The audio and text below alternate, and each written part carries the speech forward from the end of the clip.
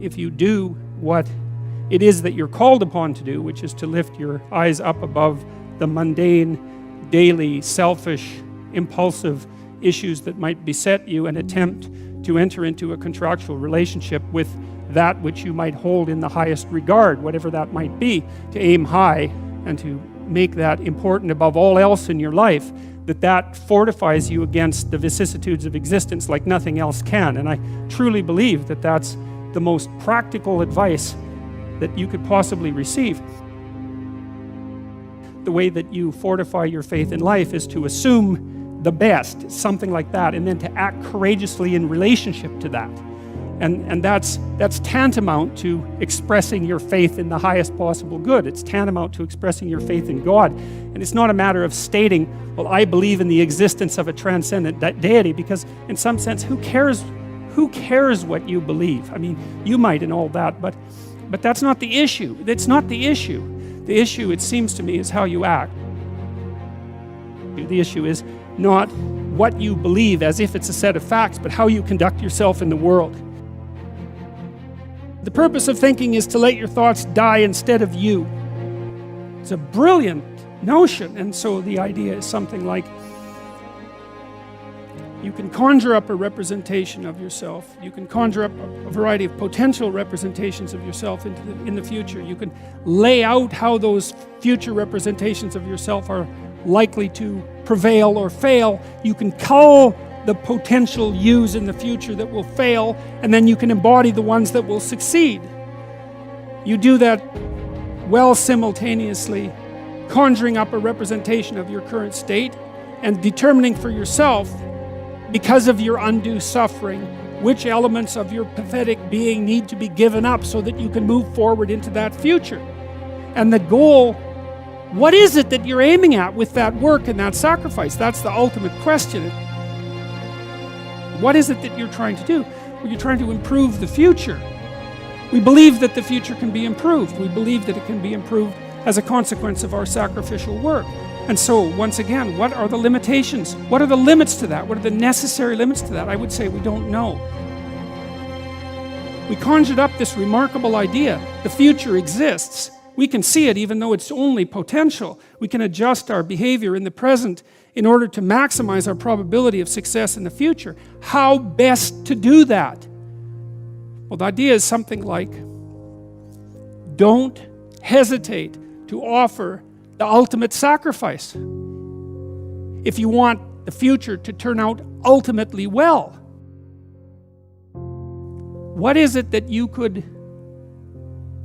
contract for, let's say, if you were willing to give up everything about you that's weak and unworthy?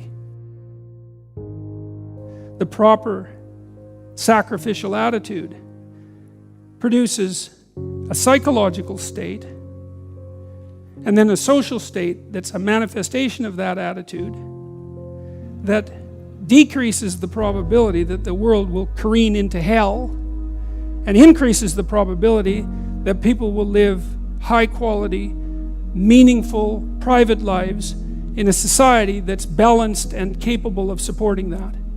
And none of that seems to me to be questionable, really. I also don't think it's anything that people don't actually know. You know, people have told me many times that when they listen to me talk, they're hearing things that they already knew but didn't know how to say. It's something like that. And this is one of those things that I think is exactly like that. I mean, I think it's at the very core of our moral knowledge, which is our behavioral knowledge and our perceptual knowledge. I mean, let's get this straight. Moral knowledge is no trivial matter. It's knowledge about how it is that you orient yourself in the world. There's no more profoundly necessary form of knowledge. Well, it's predicated on something that's exactly like this. We know that we have to make sacrifices. We know that we have to aim at what's good. So then why isn't that we don't aim at what's best and make the sacrifices that are necessary in order to bring that into play? I think it seems to me that in some sense that's self-evident. The question is why we don't do it, but there's answers to that too. Life is hard and it hurts people. It's rife with limitation, and some of it's arbitrary. And some of it's unjust, and some of it's worse, some of it's malevolent, which is even worse.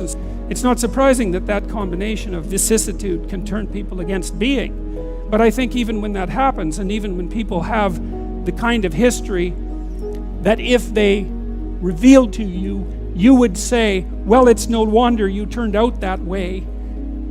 The people who turn out that way still know that it's wrong. They still know that however deep their own suffering, however arbitrary their own suffering, however much that's caused by the malevolence of others, as well as the tragedy of existence, that does not in any way justify their turning away from the good. And I believe everyone knows that. I believe that they know it implicitly, even if they don't allow themselves to know it explicitly. And I believe that if they violate that idea, then they violate themselves, and that they end up in Cain's position, which is the position of the man who's been given a punishment that is too great to bear. Now we're capable of making sacrifices in abstraction, right? To conceptualize a future that we want, to let go of the things that are stopping us from moving forward, and to free ourselves from the chains of our original preconceptions. Pursue pleasure. Follow your impulses. Live for the moment. Do what's expedient. A mountain is something you have to climb, and you have to climb to the pinnacle of a mountain, and the mountain is up, right? And the mountain stretches up to heaven, and it's a long journey to specify the right place on the highest pinnacle. And that's symbolic, because of course it's a pinnacle that you're always trying to reach, just like you're always trying to aim. You're always trying to climb upward. At least that's the theory. It depends to some degree, of course, on your definition of upward.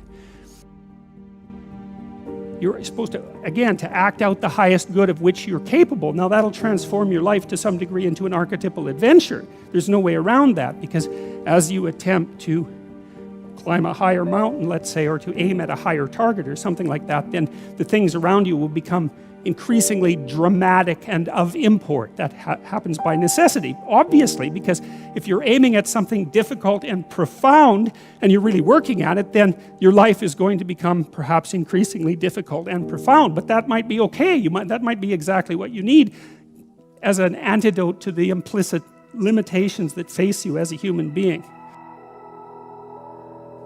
The good father is precisely someone who is willing to sacrifice his child to the ultimate good. You have a moral obligation as a parent to encourage your child to go out into the world, right?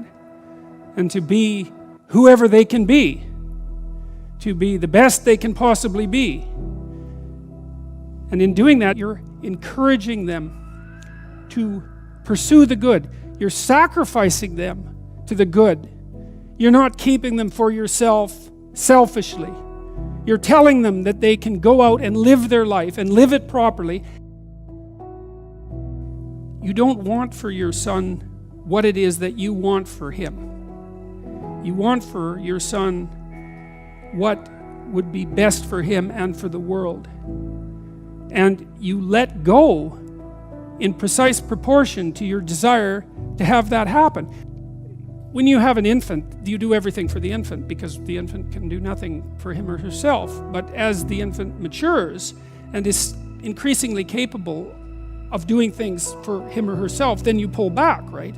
You pull back, and every time the child develops the ability to do something, you allow them or encourage them to do it, and you don't interfere. So if your child is struggling getting dressed, well, obviously there's some times that you help them, but mostly you let them learn so that they can know how to do it in the future. That's better for you, and it's certainly better for them. There's a rule if you're working with the elderly in an old age home, and the rule is something like, don't do anything for any of the guests, let's say, that they can do for themselves, because you compromise their independence. And so as a mother, you pull back and you pull back, and you let your child hit him or herself against the world, and you fail to protect them. But by failing to protect them, you encourage and ennoble them to the point where you're no longer necessary. Now, they may still want to see you, and it would be wonderful if that was the case, but the point is that you're supposed to remove yourself from the equation by encouraging your child to be the best possible person that person can be. And you sacrifice your desires all of your desires to that, your personal desires, even your desires for your child in relationship to you. Because you want them to move forward into the world as a light, right? As a light on a hill. That's what you want, if you have any sense. And so you don't get to keep your children at home because you need them.